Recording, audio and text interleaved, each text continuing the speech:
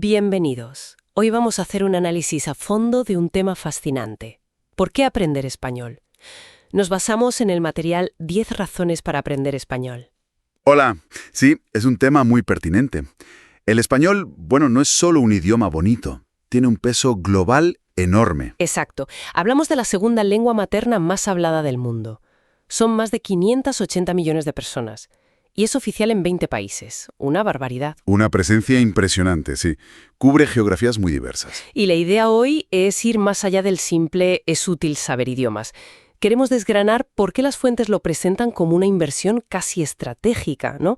Con beneficios muy concretos. Eso es, una inversión personal y profesional.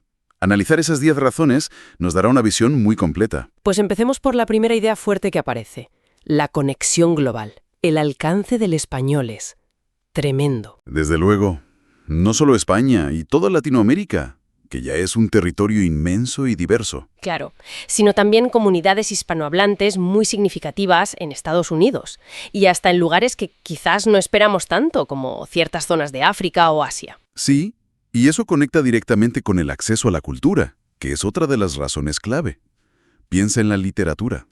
Cervantes, García Márquez, Borges. Imprescindibles. Y el cine, Almodóvar, Del Toro, Cuarón, la música, tantísimos géneros. ¿Poder acceder a todo eso en versión original? Es una diferencia enorme. Pero el material va un poco más allá. Sugiere que lo más fascinante no es solo consumir esa cultura, digamos, de forma pasiva. ¿A qué te refieres? A la transformación que supone en la interacción real. Viajar, por ejemplo. Ah, claro. No es lo mismo ir de turista a Madrid, o a Lima, o a Costa Rica, chapurreando 4 palabras. Exacto. Que poder mantener una conversación, entender los matices, las bromas, las referencias culturales. Se rompe esa barrera superficial del visitante. Permite una conexión más auténtica, ¿no? Más humana. Justo eso. El material apunta a que esta inmersión lingüística y cultural fomenta una empatía más profunda. Empiezas a ver el mundo, aunque sea un poquito, desde otra perspectiva. Entiendo. Captar el subtexto, las costumbres, y eso me lleva a pensar en otro punto que el texto recalca mucho, las ventajas profesionales. Sí, es un argumento de peso hoy en día. El español como herramienta laboral. El documento insiste en que da una ventaja competitiva clara. Menciona sectores específicos: sanidad, educación, por supuesto, negocios internacionales, turismo. Son ámbitos donde la comunicación directa es fundamental. Y la población hispanohablante es un mercado y una fuerza laboral enorme en muchos sitios. Dan el dato de Estados Unidos. Más de 40 millones de hablantes. Es una cifra muy potente. Muchísimo. Y citan un estudio, creo que del ACT-FIL, en American Council on the Teaching of Foreign Languages, de 2023. Sí, lo recuerdo. Que decía que ser bilingüe en inglés y español puede significar un aumento de salario, entre un 5 y un 20% en algunos puestos. Es un impacto económico directo, muy tangible. No es solo un plus en el currículum, se puede traducir en mejores condiciones. Y si ampliamos la mirada, como sugiere el texto, Pues conectamos con el potencial de los mercados emergentes en América Latina. Países como México, Colombia, Chile, Perú, economías muy dinámicas. Y, por supuesto, el peso de España en Europa y globalmente. tener fluidez en español en ese contexto. Abre muchas puertas, pero no es solo saber decir las cosas. Es entender cómo decirlas. La etiqueta cultural en una negociación, por ejemplo. Eso es importante. Los matices culturales en los negocios. Fundamentales. Adaptar un mensaje de marketing para que resuene de verdad con el público local. Entender las jerarquías implícitas. Construir confianza. El idioma es la llave para todo eso. Las fuentes lo ven como una herramienta que facilita relaciones comerciales más sólidas, más exitosas a largo plazo. Vale, o sea, impacto global, cultural, profesional. Pero luego el material entra en algo que me parece fascinante: los beneficios para nuestro propio cerebro.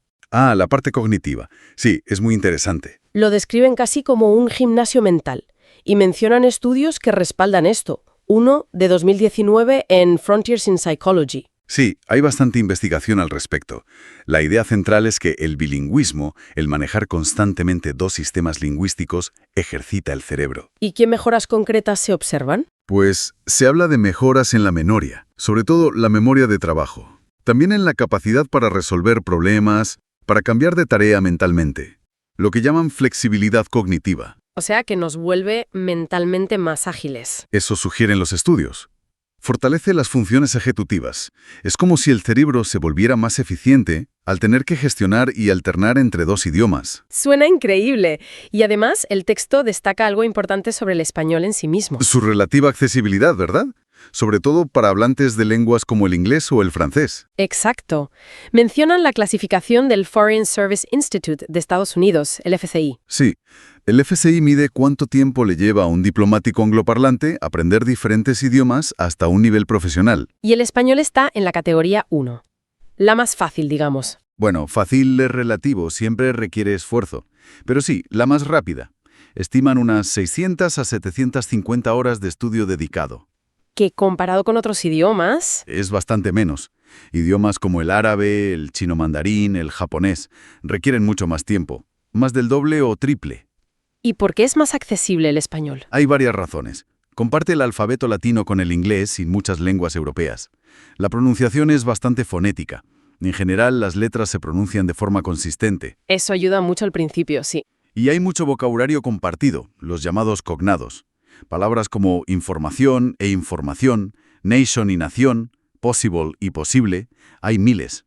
Facilita la comprensión lectora y la adquisición de vocabulario inicial. Aunque, seamos sinceros, el material también reconoce que no es un camino de rosas. ¿Hay desafíos? Por supuesto.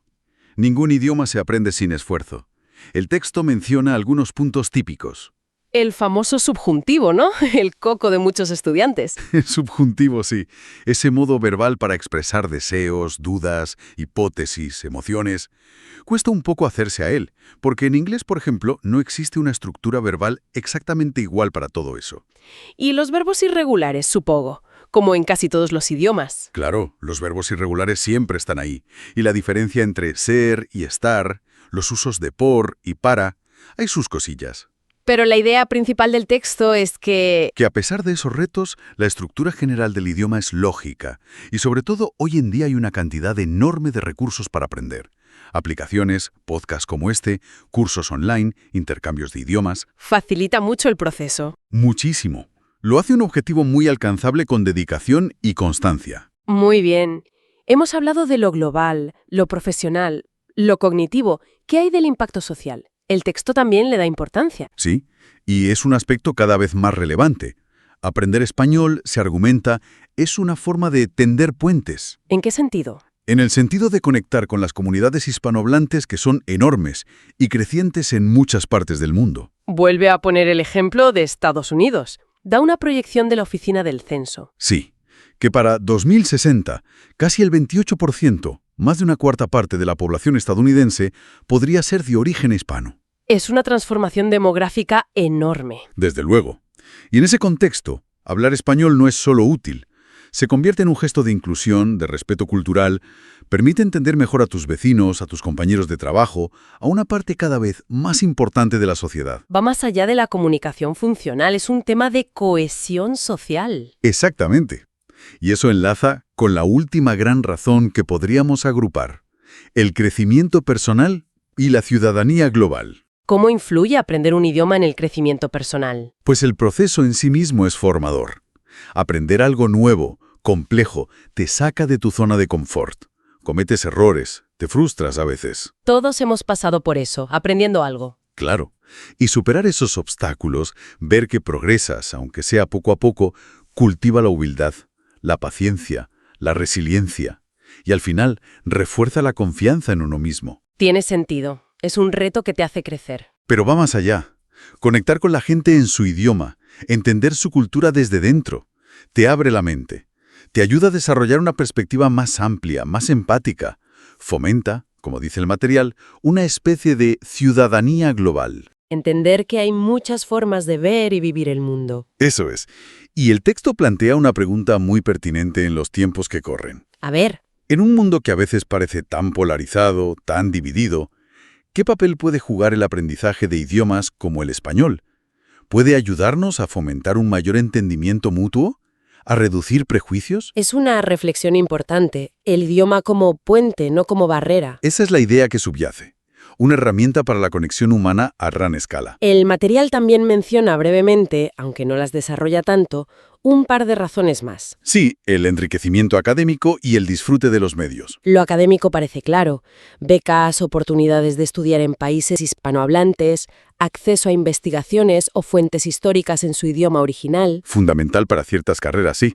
Historia, literatura, relaciones internacionales. Y lo de los medios, bueno, poder ver series como, no sé, La Casa de Papel o Élite sin doblaje ni subtítulos. O escuchar la música latina entendiendo la letra, leer noticias de fuentes hispanohablantes y captar su perspectiva, enriquece mucho el consumo cultural. Captar todos los matices, los juegos de palabras. Exacto.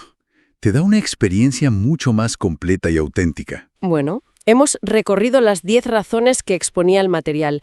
Si tuviéramos que resumir la conclusión principal, ¿cuál sería? Pues yo diría que la idea central es que aprender español es una decisión profundamente multifacética.